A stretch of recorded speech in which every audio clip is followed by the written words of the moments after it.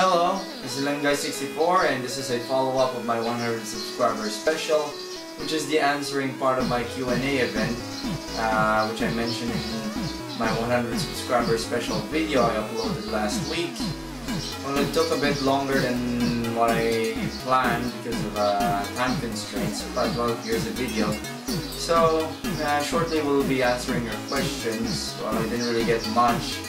I think I only got 3 questions, but that's okay. I'm still a very small channel, and the questions asked are quite interesting still. So let's get right to it, shall we? Mr. Games asks, what program do you use to create PlayStation 1 games?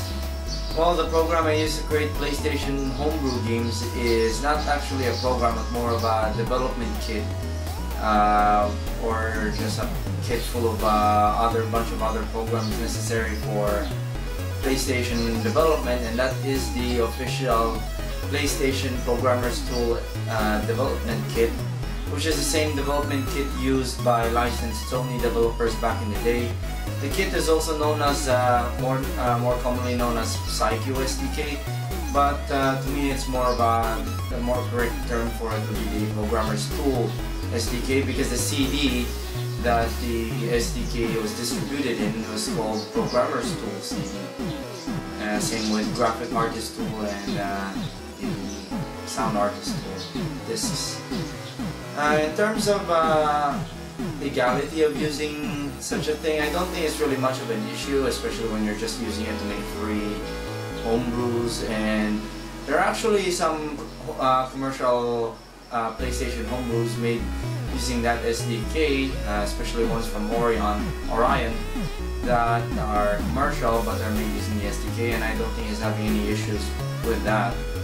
In fact, the SDK used to make the PSIO menu system is also made using the PlayStation Programmer's Tool SDK, and there's no problem with the developer of that CD-ROM emulator card. So yeah, it mostly comes down to just the companies involved in the creation of the SDK, even including Sony itself. They essentially don't care about it anymore. They've since stopped taking down downloads of the SDK. In fact, you can just go to the PSX Dev website and download the SDK there easily. So yeah, Josh Gillies asks, what are your thoughts on PSX SDK? Do you consider it a good starting point for those new to PSX Homebrew? Well, from my experience with PSX SDK, I haven't actually tried it, but I've actually seen the source, and well, I don't think it's really a good option for beginners, especially since the problem with these open source SDK alternatives for console is that oftentimes the documentation is vague. There are sometimes not enough example code, and then there's also bugs, and also the problem of not being able to take full advantage of the console's capabilities. From what I've heard, PSX SDK does not support XA audio, it doesn't support FMV, it doesn't support decoding MDEC frames using the MDEC hardware. It has very limited SPU support, and I think it also has it also has limited 3D support. And not only that, unlike the Programmer's Tool SDK, the official Programmer's Tool SDK, PlayStation Programmer's Tool SDK, you got everything you need to be able to utilize everything that the hardware has to offer. And the worst part about the PSX SDK is that usually it's distributed in source form. So not only would you have to deal with limited examples and documentation, as well as limited libraries, you'll also need to compile the SDK yourself. And with these open source SDKs, oftentimes you would need to they're usually designed to be compiled under a Linux environment. So if you want to compile for Windows, you need to set up things like Sidewin to mimic a Linux environment just to be able to compile it. So Overall, I don't really recommend using PSX SDK for the beginners. especially when you cannot do things you want to do with it, such as 3D very well on it.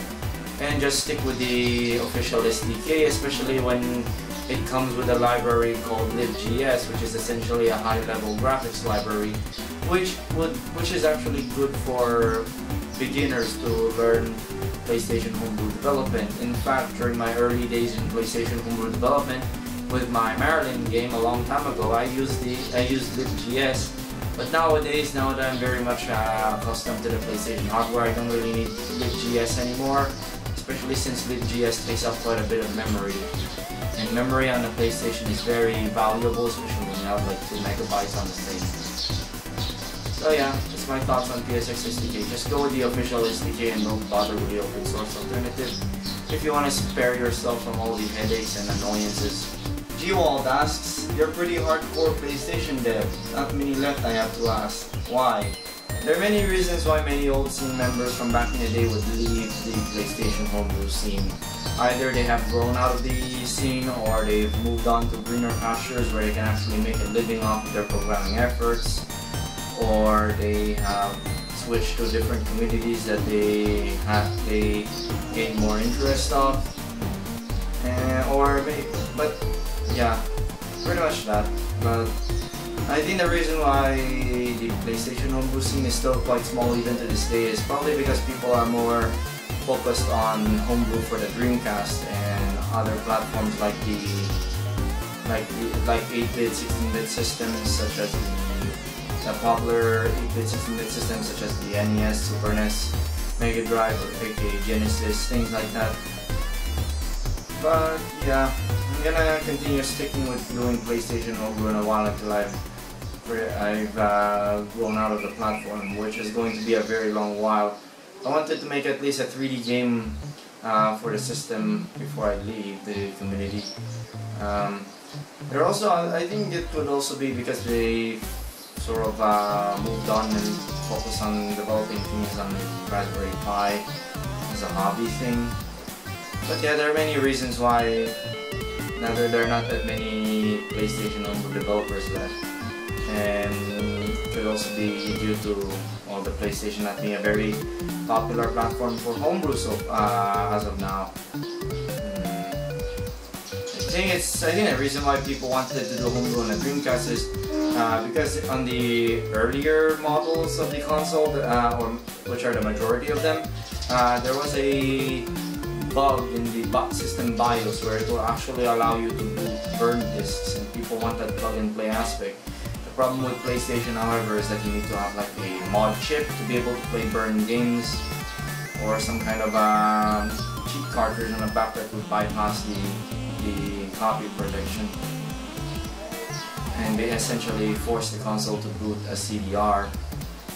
So yeah, it's very unfortunate. I wish the PlayStation homebrew scene is bigger, but I don't think that's ever gonna change for a while. Maybe when PSIO becomes more popular, because PSIO is basically a solid-state solution for loading games off an SD card. Maybe that'll make a difference when PSIO becomes popular. Let's see.